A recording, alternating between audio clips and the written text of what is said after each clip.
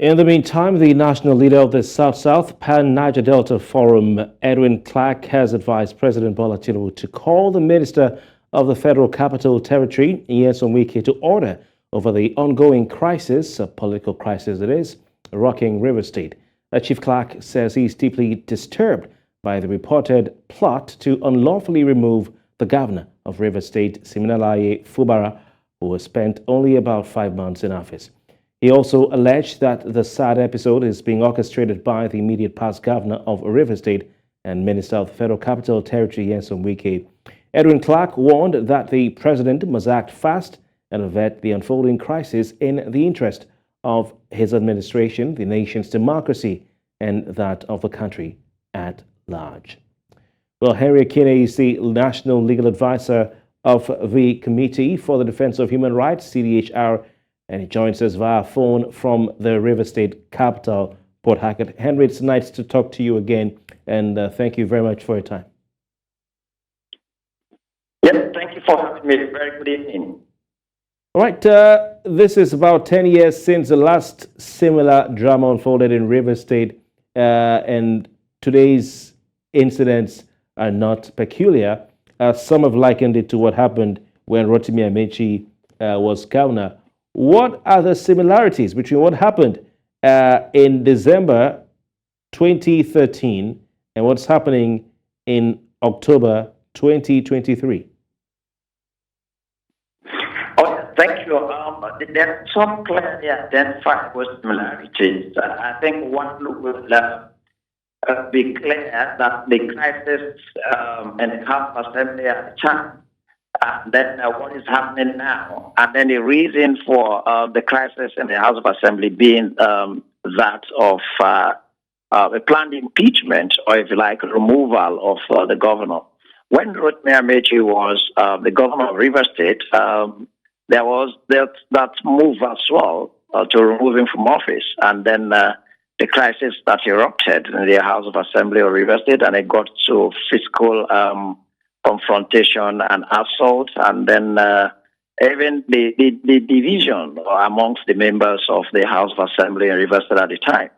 So is this a repeat, some kind of a repeat, really, of what happened during the administration of Nyesom Wike? And incidentally, at that time, some of the players who are still in the House of Assembly now appear to also be involved in one way or the other, particularly the references that are being made throwing in the person of the Honorable Minister of the Federal Capital Territory.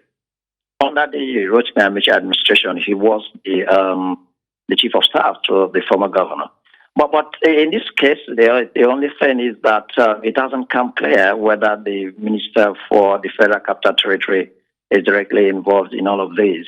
But the relationship between him and the current governor cannot be waved just by the side. And again, the crisis that this has led in the state and the apprehension is just the same. There isn't any difference.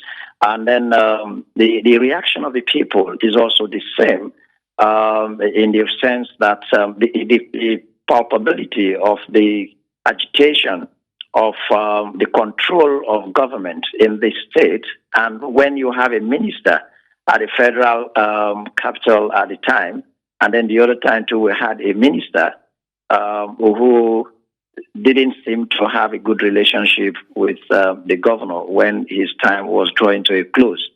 So looking at all of this, it does appear that we wonder whether this is going to be a continuous thing from one administration onto another, because it's really disturbing, I must say. The same House of Assembly has been attacked, and the same threat to democracy in River State, and then we're seeing a repeat of that now. It's quite disturbing. Indeed. I was around at the time. I remember clearly that day is something that a lot of people never forget. It used to be a rosy relationship, between the governor, Sim Fubara, and his predecessor and political benefactor or principal, Nyesom Wike. They've been on this relationship for some years, and now, before even Sim became a member of the government. Where did it go sour, or what caused it to go sour? The aspect of their relationship is what has become very obvious and clear to everyone who has come to know these two gentlemen. The current governor had worked with the immediate past governor and current minister of the Federal Capital Territory. He's been his accountant general, and then he's worked very closely with him. And then in the build-up to the election, it was also very clear that the governor supported his emergence even from the primaries of their political party, where seemingly the current governor, not quite that well known in the sphere and field of politics in the state, comparing him with the other aspirants at the time who wanted to be the candidate of a political party in the state. But how it turned, and then the governor's support earned him that victory in their primaries, and he became the candidate of the political party. And then the governor clearly showed that he has his support. But what has not really come clear to those of us who are a bit far from them is when. That's the fundamental question you ask. When this turned, when the relationship became so, when the relationship hit the rocks, and if it really has, anyway. But with what one hears from the grapevine, it does appear that in the last 1 or 2 months, because it is not long that the governor visited Abuja with some stalwarts of the political party from Rivers State, and he led that. The governor led that, and the minister of the Federal Capital Territory was in support of that. And then when they paid a visit to the President of the Federal Republic of Nigeria, I'm not sure it's quite 2 months. So if at that point the relationship was still cordial, and then they paid cost visits on the Minister of the Federal Capital Territory, who himself was also in that cost visit with the President, then one would imagine that perhaps the boat was rocked maybe after then. Except if they had some hidden disagreements that never manifested at that time, but has become unbearable and they couldn't manage, irreconcilable, that now it has become rather obvious. But again, the Minister of the Federal Capital Territory, the immediate past governor, Nyesom Wike, I'm not sure he has spoken with respect to what is happening now, whether it's as a result of a broken relationship between him and the governor. Because that could also be a possibility of a broken relationship between the legislature and the executive back here at home. So all of those possibilities are there.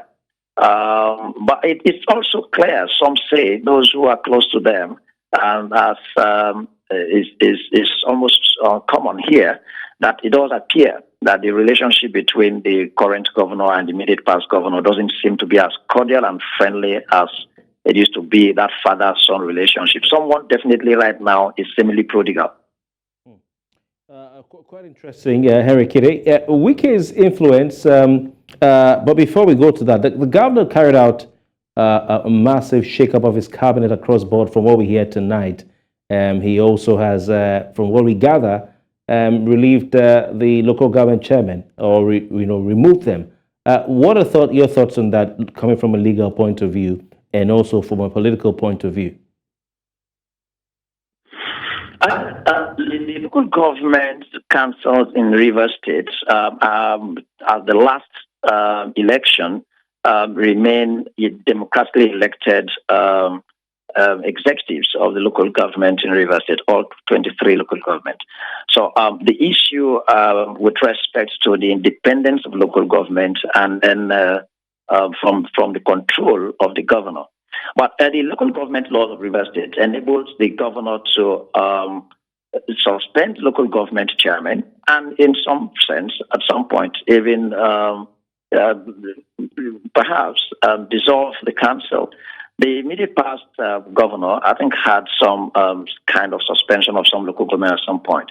Now, that law enables the governor of a state to be able to do that. Of course, we have argued how democratic that kind of law would be.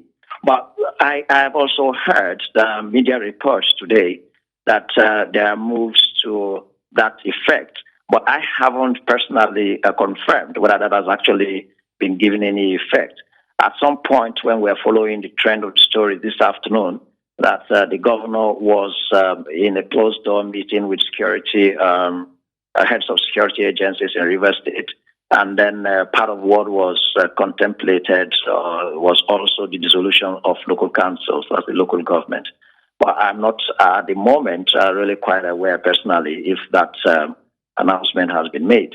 But whether it is justified, it would also be the reason, that's the grounds that the governor will be dissolving the local council, because their tenures have not expired. I think the local government elections are expected to come up early next year in the first quarter of 2024.